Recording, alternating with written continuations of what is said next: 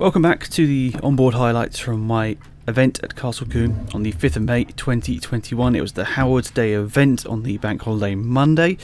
So we're gearing up for race one now. I've showed you my qualifying highlights on board, and now it's time to show you some stuff from the race. Don't worry, I'm not going to be speaking through all of it. I'll let the audio play out through all of the race, but we'll just quickly speak through the formation lap quickly to, I guess, give you a heads up about what was sort of going on with me, with the car, generally how I was feeling, to hopefully sort of give you an idea of how we're looking. So we're in the bottom class, so we're not really expecting to beat anyone really, but we did actually qualify ahead of a couple of cars.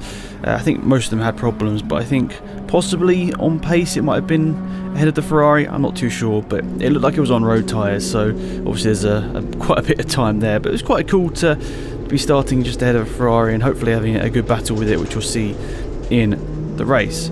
So we've got two decent quality cameras this year, one facing forward and one facing towards myself. Maybe investing in maybe another one as well, because obviously in these races you probably want a camera looking at the back to see all the cars that are overtaking me.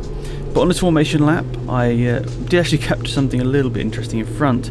We have a Ferrari having a little spin. I think it must have obviously had very cold tyres on this formation lap, and obviously trying to warm them up, and got a little bit sideways, and unfortunately for him spun it around. But you'll see later on, luckily he managed to get back past and get back to his position before the start of the race. I did try and make sure I gave as much room as possible, because I realised, especially on the start, my car is a lot less powerful than even the cars directly behind me on the grid. So I just wanted to make sure that I wasn't causing any sort of chaos or whatever. I was just being predictable as possible. So nonetheless, we'll let that Ferrari past in a minute. But as I was saying, we're only a few events into sort of racing this car, so I'm not really expecting much from myself and the car. Obviously we're looking to improve every time, but still I wasn't really expecting any sort of world record lap times. I was quite happy with my qualifying lap, which you would have seen in that last video.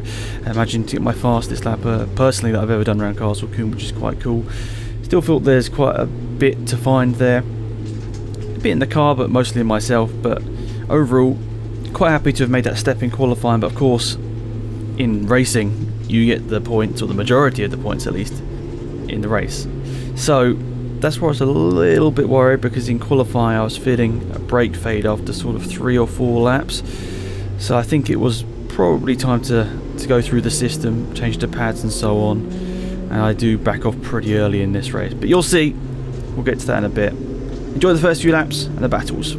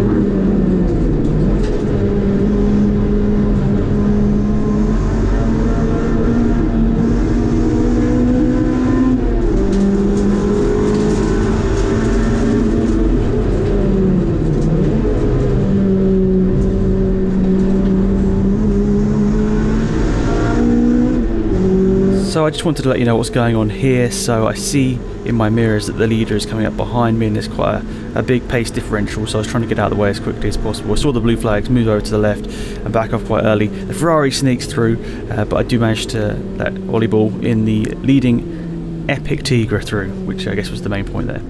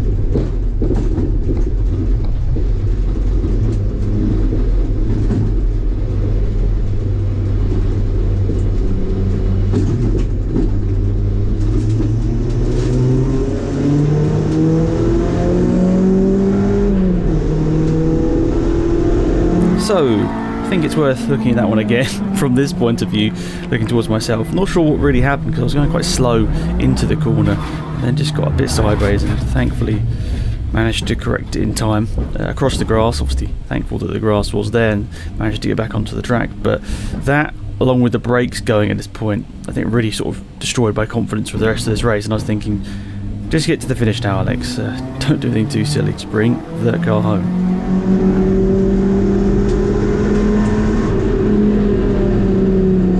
And here I think it's worth pointing out, I was trying to do my best to get out of the way of these cars which are coming through, because at this point I'm really struggling with brake fade and just going very slowly, what I know I can do, which is a bit annoying. But I do apologise there to Dominic Shepherd, because pretty sure I sort of got in his way through the apex of the corner. He probably wasn't sure whether I was turning in or not, so yeah, I apologise for that. That wasn't ideal. And apart from that, I just sort of just trying to keep it calm to the finish. But on reflection, that's a little bit annoying for myself, well, and obviously for Dominic, because compromised his run through that last corner quite a bit there.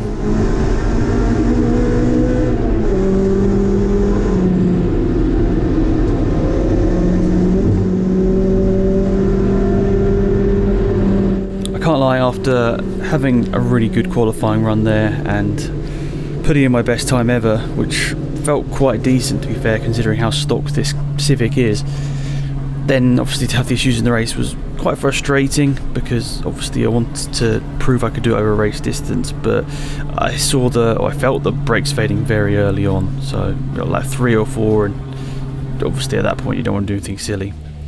And then we head into race number 2, and unfortunately for us, the forward-facing GoPro stopped working, or I think it might run out of battery or something, didn't record properly at least, so unfortunately this is the only camera I have. But nonetheless, it's interesting to watch here. Still some interesting moments throughout this race, but actually quite a few drivers didn't turn up for the second race.